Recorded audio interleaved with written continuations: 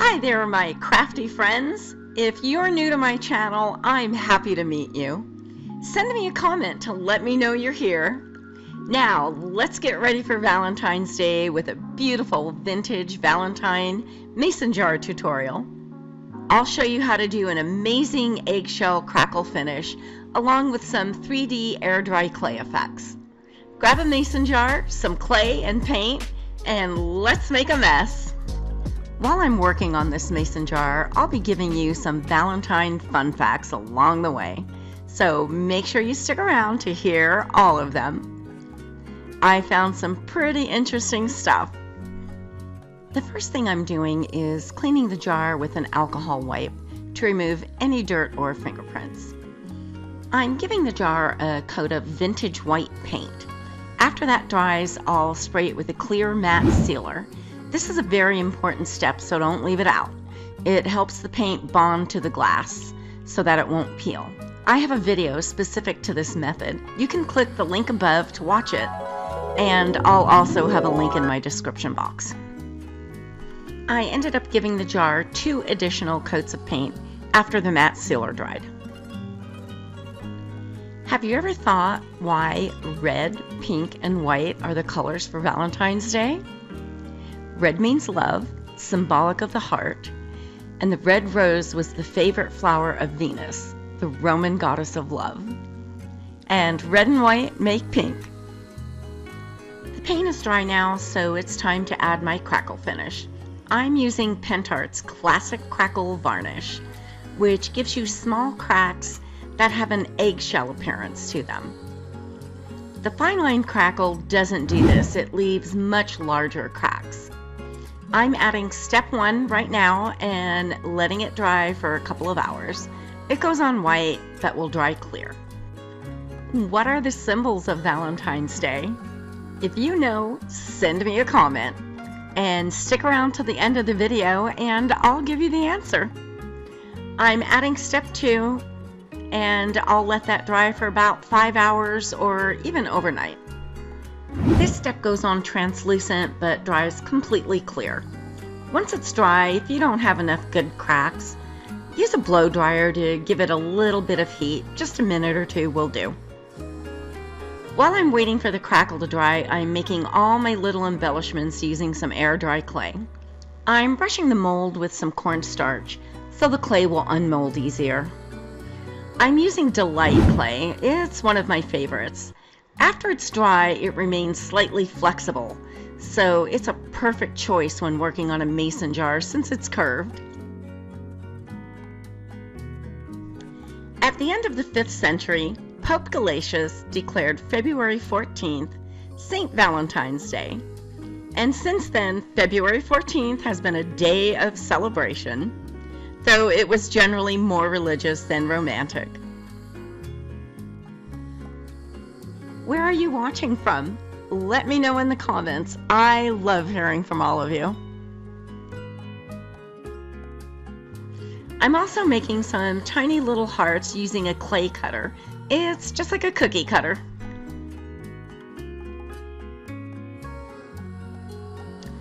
I laid a piece of plastic wrap on top of the rolled out clay. When you do this, it makes your clay piece have a rounded, puffy edge instead of a sharp cut. Andrea M. asked me to do some mason jar projects. I hope you're watching today, Andrea. Let me know in the comments what you think of this mason jar. The clay is dry and it's time to paint all my little embellishments. I'm painting the frame gold, the roses red with green leaves, and some little gold hearts. The cherub is getting flesh color for his body, brown hair, and white pearl wings. I got these pearl paints at Hobby Lobby in the art department. They are beautiful and have great coverage. Valentine's Day did not come to be celebrated as a day of romance until the 14th century. Although there were several Christian martyrs named Valentine, the day may have taken its name from a priest who was martyred about the year 270 CE by the Emperor Claudius II. If you're enjoying and finding some value in this video, please hit that like button for me. Doing so helps my channel to grow and sends this video to more people out there. That way I can continue to bring you awesome tutorials. Thanks for doing that. I'm getting ready to add some antiquing to all my little embellishments. So I'm giving them a quick coat of satin sealer first. That makes it easier to wipe it off from the top and leaves it only in the cracks and crevices. I'll let that dry for about an hour. During the Middle Ages, it was commonly believed in France and England that February 14th was the beginning of birds' mating season, which added to the idea that Valentine's Day should be a day of romance. The sealer is dry and I'm going to apply the antiquing medium now. I'm mixing the antique with a little bit of water to thin it down. I'm brushing it on and then wiping it off right away. It will stay in all the little cracks and crevices, making all the detail that was in the mold stand out. I have some great videos coming up. I'll have 2 more Valentine projects, a peacock, and a spice box, just to name a few. Make sure to subscribe so you don't miss any of them. Valentine's Day exploded in popular culture beginning in the 1840s. The origins of Valentine's Day are pretty obscure, while scholars generally agree that the holiday was popularized in the 1840s in the UK and US. The specific historical roots of the celebration remain ambiguous. I let the antiquing dry for a couple of hours, and now it's my favorite time. I'm going to put it all together, and I love this part. I glued the frame on first in the center of the jar.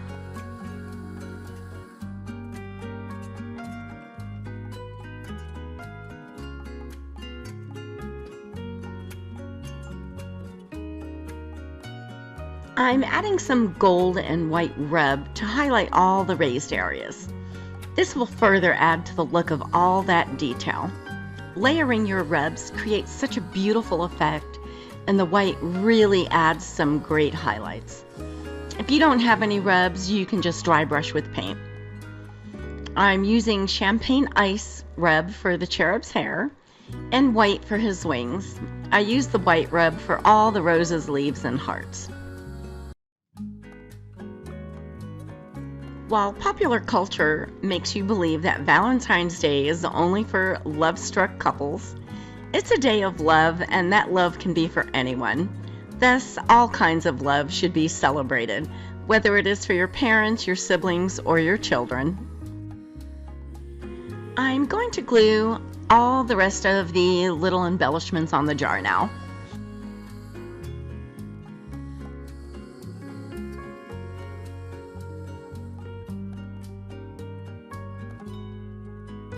I'm using a Shore Bonder cordless glue gun.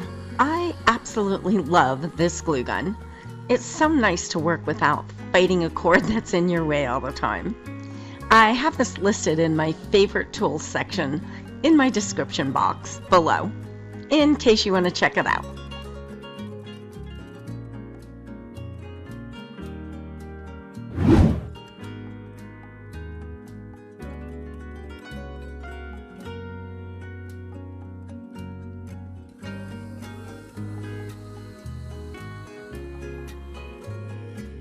I wanted it to look like a cluster of roses were falling out of the frame.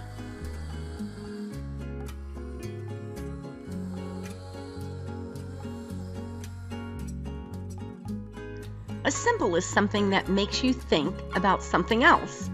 Roses, hearts, doves, and the colors red and pink are all associated with Valentine's Day. Send me a comment and let me know if you got it right.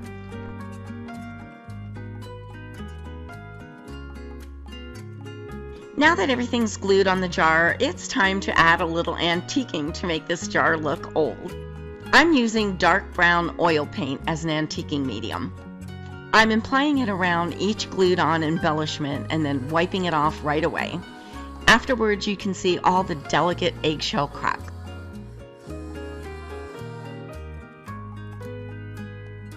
Once you have added a crackle varnish, you can't use anything water-based over top of it.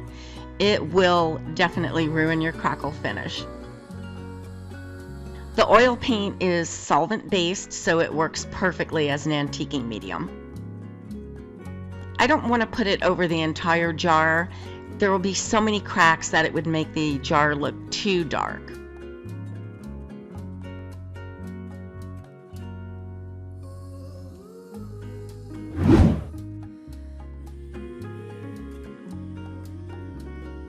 I couldn't get in that tiny little space very well with the rag, so I just used a Q-tip.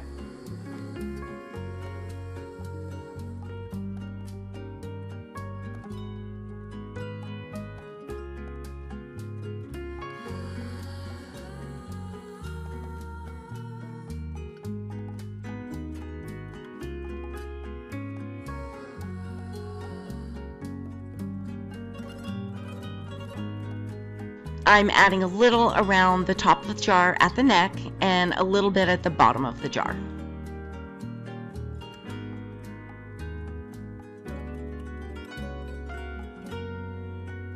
Send me a comment and let me know what type of project you would like to see next.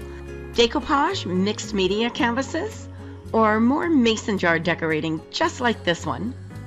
Your suggestion could be my very next video. I answer every single comment I receive. I love hearing from all of you and look forward to reading all your comments.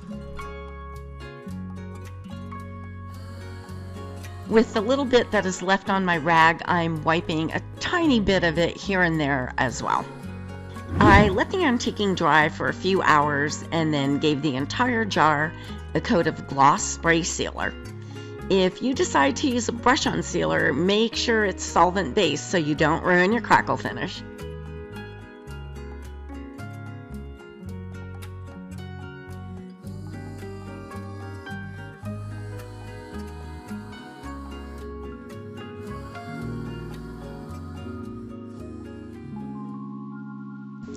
I put together a playlist of some other tutorials you may enjoy. Click the picture on the right to be taken directly to that playlist. Thanks so much for watching, and I hope you enjoyed this video. Don't forget to subscribe so you don't miss any future videos.